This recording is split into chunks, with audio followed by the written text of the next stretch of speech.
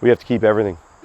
So this is like SR, turbo kit, oil cooler. There's a 2.2 liter for an SR20. This is my 32. And then there's like some Supra R33 parts in here. And then like just overflow happens and even more.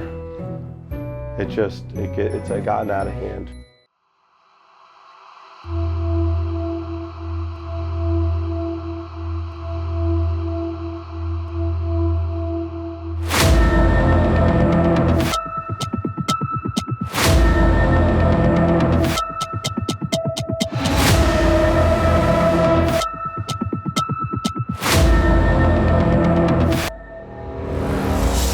I'm Larry Chen.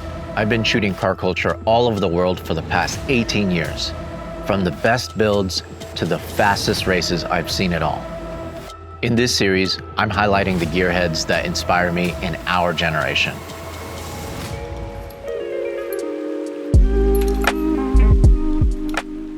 It's always been one of my dreams to one day own a Nissan Skyline.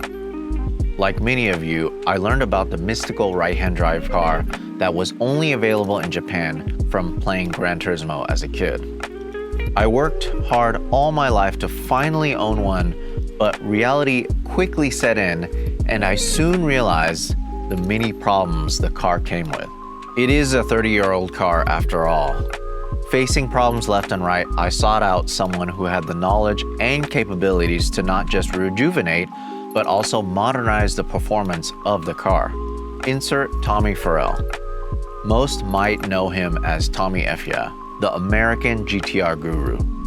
His aspirations of creating the best version of RB-powered GTRs became a reality not only for himself, but for his various clients. In this episode, we find out why Tommy's GTR shop in Connecticut is the best GTR shop outside of Japan. On top of that, Tommy shows us his next project, which is one of the rarest Nissans ever built. There's so many things I want to say, and leading up to this moment, I feel like I've just been playing all of these things in my head. It kind of feels like we drove from Los Angeles all the way to Mount Fuji. Like, is this HKS? So the original name of the shop that we're kind of just telling right now, because we've never really talked about it, because we never really needed to, it's Garage S0. The S in Garage S0 stands for shakunin, which is a Japanese word for artisan mechanic. And the 0 would be, we just started.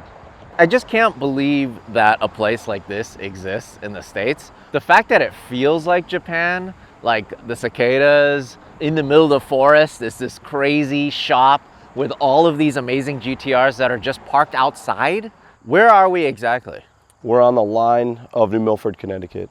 Obviously I have a YouTube channel. We started building my own personal cars, and this place was a functioning body shop, and we would drag our cars here to paint our bays because we couldn't do it, and then we ended up buying the shop. It's just so cool that you have your Evo 2, you have a Subaru WRX, you have all of these crazy Nissans. We haven't even been inside, and I'm already blown away. So I actually brought my R32 AH3 GTR. I can't wait for you to kind of dive into it and tell me everything that's wrong with it.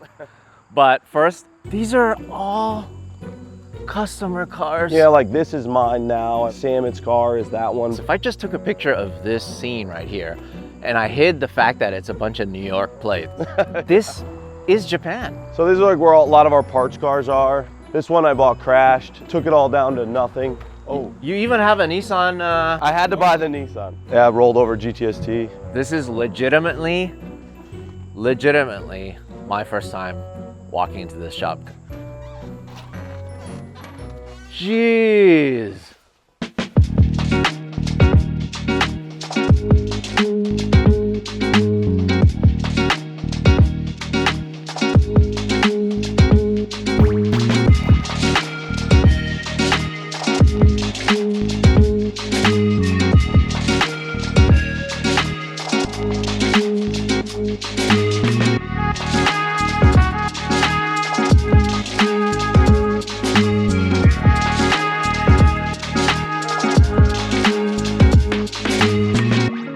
More inside. You think? This is like Nissan Omori Nismo West. These builds are like top shelf. Last time I was at Nismo, I saw this on a stand with a price tag and everything, and I was like, who in their right mind could afford such an engine? And there's one right here in the States in an R33. This is a super cool like origin story for this engine. It was in a car in the UAE somewhere. There's some controversy on chassis and whatnot, but it had an S1 engine. We restored it, we re-riveted the plaque, and then we got to kind of tear it down and see what made the S1 engine. And we found some pretty interesting porting in the ITBs, the head on the intake side, and it was pretty cool to take it all apart, see what pieces were on it, because this is an old S1. You have millions of dollars worth of cars here. Oh yeah, yeah. So that's an S15, and that's a Midnight Purple 2 show and display 34 that we're doing. With our help from Trust Kikaku, who's like a huge help in Japan. It got the whole Z-Tune catalog. Like, we're close to 80 grand in just Nismo body pieces on the car. You know, it almost doesn't really matter that you're in Connecticut because you're doing such incredible work that people will ship you their car from all over the States all the way here. And I was just driving the back roads here with my car, and I was just thinking, like, it's just so weird for it to be so far away, but it's just so right because this is where it needs to be. That's what we're going for. We like, you know, people open businesses to make money. I work here for free. We open this place to, one, support processes that I want to do. We do dry ice blasting, we do vapor blasting. I couldn't own that equipment for just my own stuff. It's thousands of dollars, but we want to try to keep these cars alive, and that's kind of the goal. Basically, your car comes in, the subframe goes down and out. We strip it down. Fenders are usually off. Spend a lot of time matching the color. We do the wheel wells. We get rid of any corrosion or anything like that, and we paint the bay. And this is like the beginning. So the first thing that goes on, the cowl, and then the hood. This is kind of like your standard service. Yeah, your basic. We don't do less than this. This is our canvas now. You know, so like if we didn't do this, none of this would look good. Right now, honestly, is a really, really good time for this business because the R33 has been in for a couple years. Obviously, the R32 is the most prevalent in the US. And then in a couple of years, the S15 R34s are going to start flooding in. Where do you think it's going to go beyond that for you? I mean, realistically, we'd like to maybe tone it down, go more boutique-y. I want to go all out, you know, and it doesn't mean power. I just want to make it look like if Nissan themselves looked at the car, they wouldn't be able to catch some of the tricks we did. Like this car, if you didn't have Hikis from the factory, what would that look like? And that's this car. Not only are you doing mild restorations, you're actually going in and fixing problems that Nissan did not initially fix, or they didn't. Maybe it was fine for the first 5-10 years, but then all these years afterwards, these have a second life, a third life even. There's a lot of inefficiencies, and you were telling me a lot of these things that, for example, like the cooling system. One of the things we do, we change how the turbos are drained. I can better show you with a visual thing. Let me just grab something. On the back of your engine, the turbos drain through this whole system. When this is on there, it's like this, and there's failure points. There's a rubber hose here, there's rubber hoses here. We delete this whole thing with just those two fittings that go into the radiator. What you're doing is so interesting. People want to come from all over to kind of help tell your story. It really helps that every YouTuber has a GTR that they don't know how to work on. Myself included, yeah. You know what I mean? We're like, oh, Hurt, bring your car over. Dustin's car was down for 2 years, going from shop to shop, having problems. And I think we put his car together in 9 days. Now he's been driving in a grid life all year. I guess my last question is, why the GTR? Because I know you're a car guy through and through. You love all cars.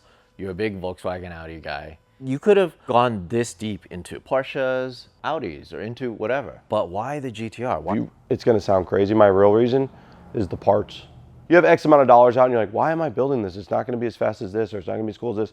And I started really looking into that, and I was like, why do I build this car? I'm not that into the car itself. I like each individual part for what it is, especially if there's an HKS turbo or a Nismo this or whatever. I like the parts so much more. And this car, since 1989, has had the largest aftermarket backing or parts backing of any car. that I've discovered. Yeah, but completely out of this country. All out of this country, which I think makes it more fun. Like, what's your favorite thing to do, when you're sitting at home?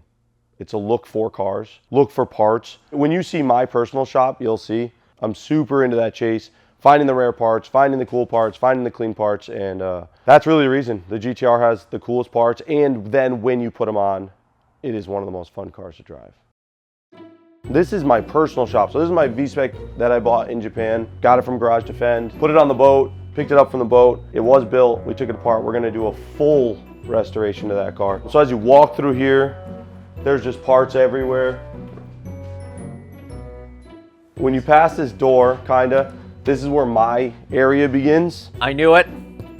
We were at HKS all along. S-chassis parts. SR, turbo kit, oil cooler. There's a 2.2 liter for an SR20. It's my 32, Supra R33 parts in here. All parts.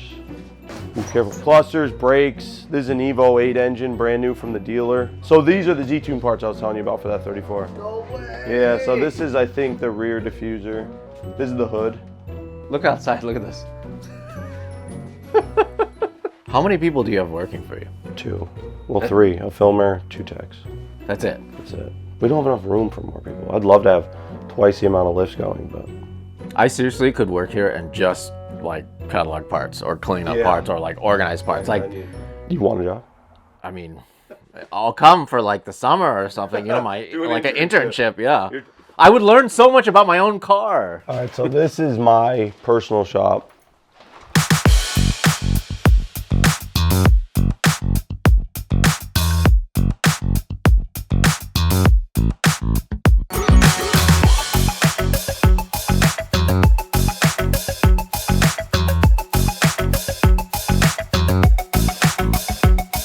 Jeez. So this is where you're doing most of your own filming. Yeah, like that was the idea. We need a 2-post lift in here, but we've been so busy over there that we just haven't really gotten into it. Oh, number 26, 2.8 liter, step 2 V-cam, all new N1 block, new head, HK's crate motor, 26 RB26. What? It's going in the 33 with the brand new R34 6-speed in the box on top of that. Remember when we talked and you were appalled at the headlight price? I have a new thing to get you appalled at. I want to be appalled. So hanging precariously from my 4-post lift looks like a normal hood, but I had to cut this off. It's this hood. It says LM Food, which is a typo from Nismo. You could Food? That is Food like hood? I'm glad you kept this. I had to keep it. So this hood is an R33 carbon 400R hood. To get here hanging on my lift, the price was $29,757. The cameraman's head just went up, which is different. You don't usually see that. 29,000? So like the Z-Tune hood, and it's like 11 grand or whatever. You can buy that from Nismo. This hood, you need a 400R VIN, and you need proof of a collision or restoration. If you don't have that, they will not sell you this hood. If you get past that, it's a 2-year wait. So I believe that because what we're looking at right here is the hood from the most expensive Japanese car in existence. It's going on my 33. And it's going on your personal car. The crazy thing is, it's something that nobody could have predicted, that this certain Skyline, 40 made, like they're over $2 million now.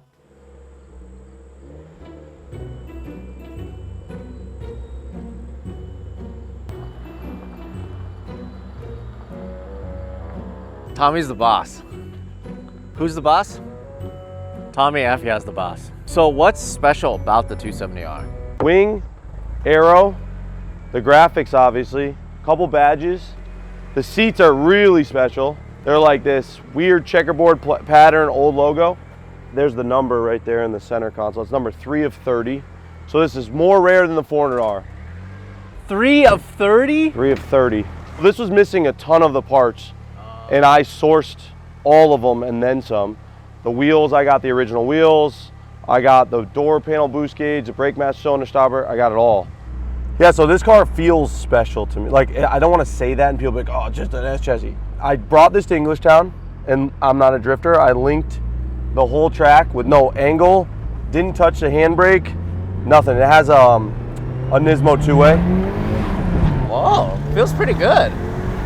I can't believe you drifted this. I had to make the YouTube video, drifting the rarest Nissan ever, you know? I had to make that title. Hopefully one day, I mean, these will never be worth 400R money just because it's an S chassis, but hopefully one day people appreciate this as like the more rare Nismo car. I think what it's gonna start with is a very good example getting sold. Once there's a really good example that's restored or done tastefully and it goes up for auction or whatever, you know, then people are like, oh, wow, this thing is worth money, you know? I have a customer that wants to buy it and then wants us to restore it for him. I bought it to do a restoration, but it's really hard to get the number that I would have needed because what I paid for the car. Yeah. You're looking at, you know, $160,000 I would have to sell it for to break even in what I bought it for, plus the extent of the restoration I want to do. You know, we travel all over the world capturing car culture. That's the title of the show. For future generations, and also to really play our part saving car culture. Every time we go somewhere new, we get humbled, you know? It's just so cool to see how many enthusiasts there are, and then also how many people like yourself take it this seriously. It's really incredible what you've done here. And also, I'm really sad that I didn't come earlier to check out your place, but I'm actually glad I'm coming now because I feel like you're in such an established point in your career that it's just kind of cool to see the doors that you've opened, the cool cars that you get to work on, and the amazing builds that you've done up until this point.